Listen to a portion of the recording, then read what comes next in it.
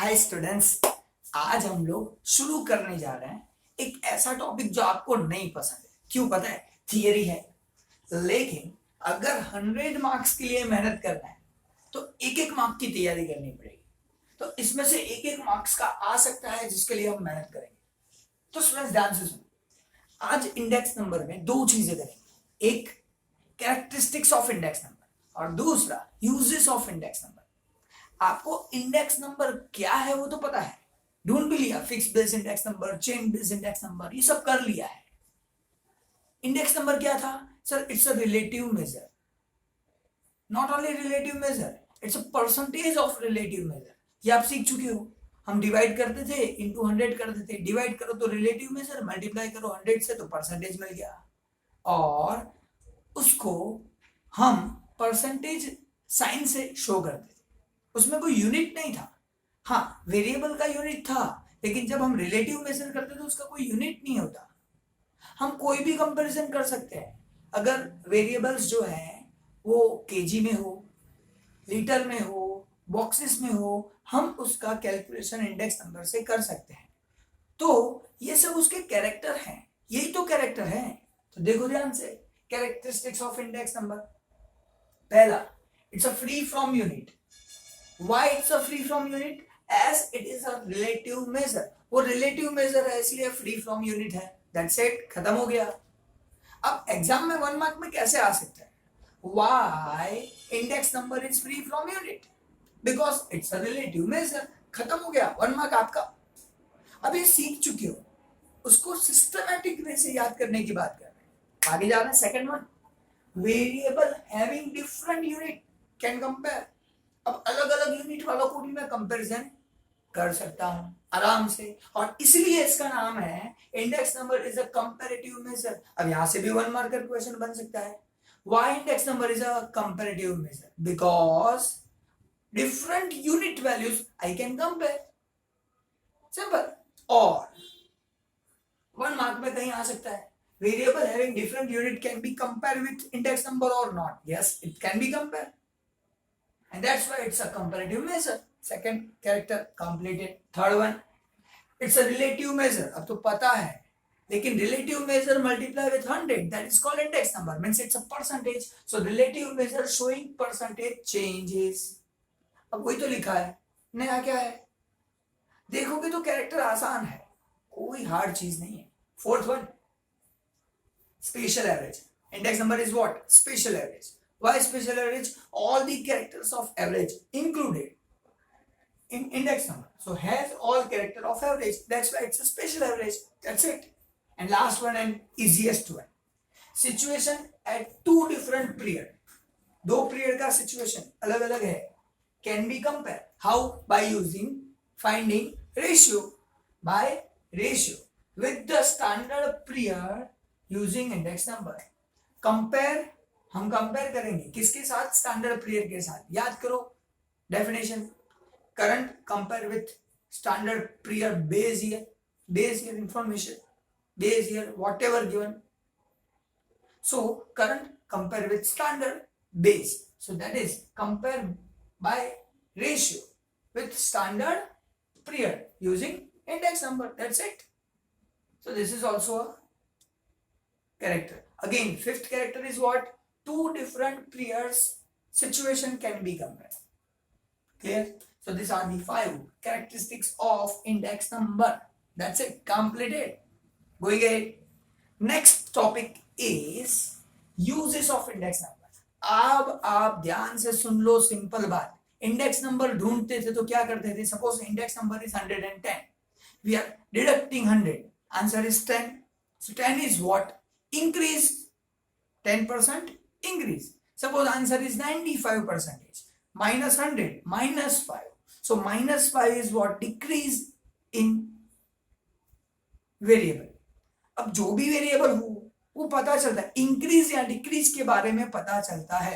Index number से पता क्या चलेगा? इंक्रीज हुआ कि डिक्रीज हुआ, कितना परसेंट इंक्रीज हुआ, कितना परसेंट डिक्रीज हुआ, इसके अलावा तो कोई पता चलने वाला नहीं है। अब यूज की बात आ रही है, तो स्टूडेंट्स यूज तो बाद में करेंगे, पहले हमारा टारगेट फिक्स करेंगे। क्यों यूज करना है, किसके लिए यूज करना है, सपोज मुझे जानना है सैलरी में इंक्रीज हुआ कि डिक्रीज हुआ, तो सैलरी को कंपेयर करो, इंडेक्स नंबर फाइंड कर लो, पता चल जाएगा। हमको जानना है मार्केट में महंगाई कितनी बढ़ी, महंगाई कितनी बढ़ी, अगर ये देखना है तो जो रेट चल रहे हैं मार्केट में उसका इंडेक्स नंबर फाइंड कर लो, पता चल जाएगा महंगाई कितनी बढ़ी। बोलते ना बहुत महंगा हो गया, बहुत महंगा हो गया, तो कैसे पता चलता है? इंडेक्स नंबर ढूंढ लो, पता चल गया कितना महंगा हो गया। आपका लिविंग स्टैंडर्ड देख लो, एजुकेशन लेवल देख लो, पहले क्या था आज क्या है, कंपेयर करना है, ढूंढ लो उसका। अगर वो कंपेयर करना है, एजुकेशन स्टैंडर्ड देखना है, तो उसके पास के साथ कंपैरिजन करके इंडेक्स नंबर फाइंड कर लो। इन शॉर्ट यूज कहाँ होगा, जहां भी कंपैरिजन करना है, जिसके बारे में कंपैरिजन करना है, इंडेक्स नंबर सॉल्व हो जाएगा, खत्म बात। वही तो है, 11 पॉइंट्स यहाँ पे दिए हैं, आप अनलिमिटेड पॉइंट लिख सकते हो। एग्जाम के ध्यान से, अगर एग्जाम के हिसाब से ध्यान से पढ़ेंगे तो ये 11 पॉइंट को ध्यान रखना है। First point is index number, अच्छा शॉर्ट में ऊपर लिखा है देखो, to study economic, political, social and industrial activities. ये एक्टिविटीज को स्टडी करने के लिए इसका यूज होता है। एग्जाम्पल के साथ बताया, index number for trade, trade मतलब purchasing, selling, business activities, trading activities, that's it. Economic activity of business and trade of country, we can understand, we can take decision for that, हम उसके बारे में कोई decision ले सकते हैं। Simple पता चल, जो बिजनेस चल रहा है उसको बढ़ाओ, जो नहीं चल रहा है बढ़ा सकते हैं तो बढ़ाओ, वरना बंद कर दो, लॉस मत करो। पता चलेगा किससे, इंडेक्स नंबर फाइंड करेंगे तो पता चलेगा क्या चल रहा है। Same way wholesale price index number, अब होलसेल मार्केट में प्राइस बढ़े कि कम हुए वो इससे पता चलते हैं। अब आरबीआई क्या करती है, उसी को तो ध्यान रखती है, तो RBI takes necessary steps to control inflation.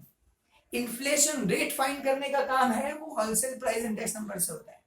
अगर आपको होलसेल प्राइस इंडेक्स नंबर दिया है तो आपको बोलेंगे find index number, find inflation rate, तो इन्फ्लेशन रेट वो होलसेल प्राइस से मिलेगा, ये आपको पता होना चाहिए। 1 marker question can be asked. और ऐसा भी पूछते हैं आरबीआई कौन सा इंडेक्स नंबर यूज करती है कंट्रोल करने के लिए inflation, wholesale price index number. ये सब क्वेश्चन के आंसर लिखने पड़ेंगे, इसलिए ध्यान देना। क्यों, 100 का टारगेट है ना भाई। Third one, cost of living, living का मतलब जीने के लिए, कॉस्ट ऑफ लिविंग इंडेक्स, तो जीने का इंडेक्स अगर हमारे को हमको फाइंड करना है तो क्या होगा, वो क्यों फाइंड करते हैं सर जी, पता चले कि जी सकते हैं कि नहीं। तो जीने में क्या आता है, परचेजिंग पावर ऑफ मनी, जो पैसा है आपके पास, जो पैसा है उसका पावर कितना है, क्या परचेज कर सकते हो क्या नहीं। Purchasing power of money can be find by cost of living index number. Salary कितना देना है, डियरनेस अलाउंसेस गवर्नमेंट कितना देगी, बोनस कितना देगी, to calculate real wages. Real wages, अब ध्यान से सुन लो स्टूडेंट्स, दो चीजें हैं, ये रियल वेजेस कैलकुलेशन और परचेजिंग पावर कैलकुलेशन, ये दो ऐसा है जो आपको सम कैलकुलेट करना पड़ेगा। 2 मार्क में आएगा या 1 मार्क में आएगा। तो स्टूडेंट्स ये दोनों कैलकुलेट कौन से बेसिस पे होगा, cost of living index number. 1 marker question और 2 मार्कर क्वेश्चन में भी tax policies decided on this basis. कौन कितना कमा रहा है, कॉस्ट ऑफ लिविंग क्या है, उसके हिसाब से तो टैक्स डिसाइड होगा कि ये चीजों पे टैक्स नहीं होना चाहिए, सिंपल। तो ये यूज इंडेक्स नंबर का नहीं है। अगर देखना इंडेक्स नंबर से तो पता क्या चलेगा, इंक्रीज डिक्रीज कितना, हाँ किसका इंडेक्स नंबर फाइंड किया है उसके हिसाब से आगे बढ़ेंगे, डिसीजन लेंगे, सिंपल। आगे बात करते हैं index number of human development, human यानी लोगों का डेवलपमेंट, कितना पढ़ा लिखा है, पहले की पढ़ाई और आज की पढ़ाई बढ़ी के कम हुई, देख लो। लिविंग उनका स्टैंडर्ड बढ़ा के नहीं हुआ, उसकी एज लिमिट बढ़ी के नहीं बढ़ी, सिंपल है।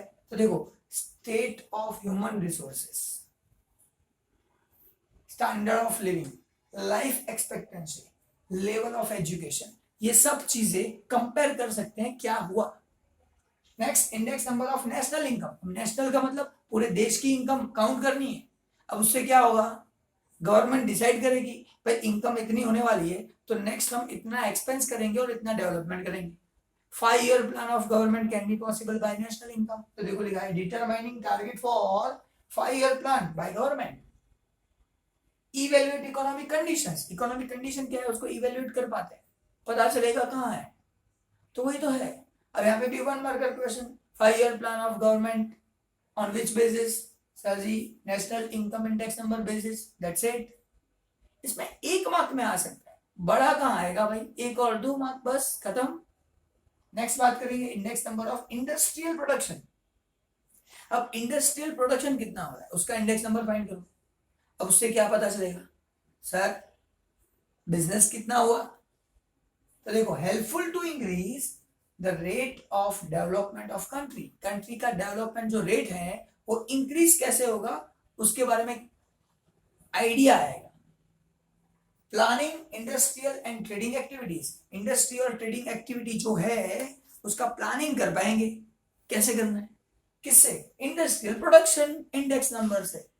Same way index number of agriculture production. अब एग्रीकल्चर को गवर्नमेंट से क्या लेना देना? सर जी गवर्नमेंट सपोर्टिंग प्राइस डिसाइड करती है, यानी जो गवर्नमेंट सपोर्ट करती है, minimum price will be provided by government if not sold in the market. अगर मार्केट में चीज नहीं बिकी तो मिनिमम अमाउंट गवर्नमेंट देगी। तो जो to give proper support price to farmers, farmer को सपोर्ट देने के लिए ये इंडेक्स नंबर ध्यान में लिया जाता है।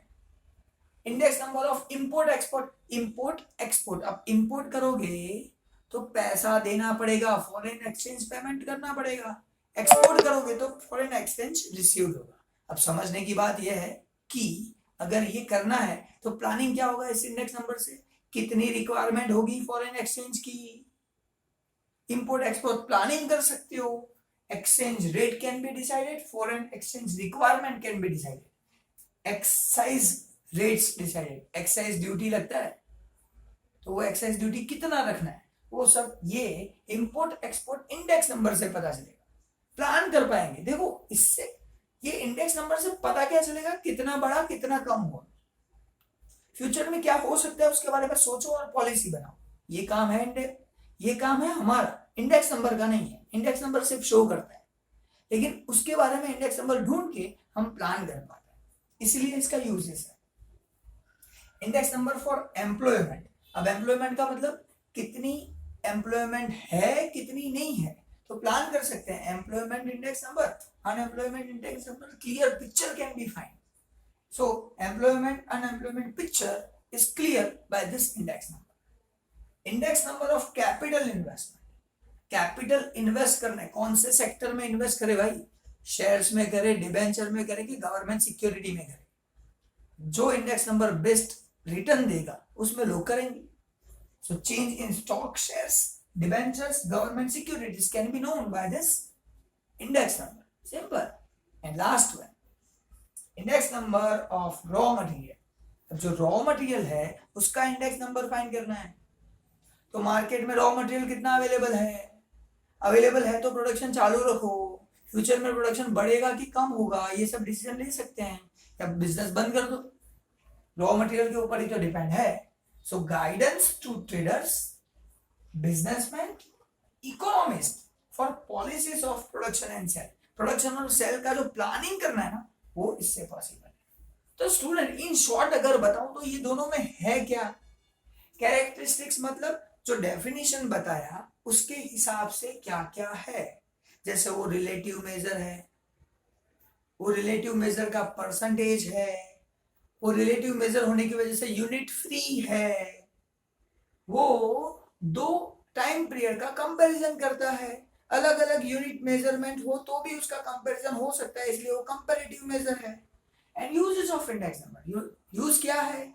इंक्रीज डिक्रीज पता चलता है। जो एरिया का इंक्रीज डिक्रीज पता चलेगा वो एरिया में हम लोग डेवलपमेंट कर सकते हैं, उसके पॉलिसी का डिसीजन ले सकते हैं, दैट्स इट। इसके अलावा ये दोनों में कुछ नहीं है। 1 मार्क 2 मार्क 3 मार्क के लिए मेहनत करना। मिलते हैं नेक्स्ट लेक्चर में नए टॉपिक के साथ। आज थियरी था लेकिन करना तो पड़ेगा अगर 100 चाहिए तो। मिलते हैं नेक्स्ट लेक्चर, बाय बाय।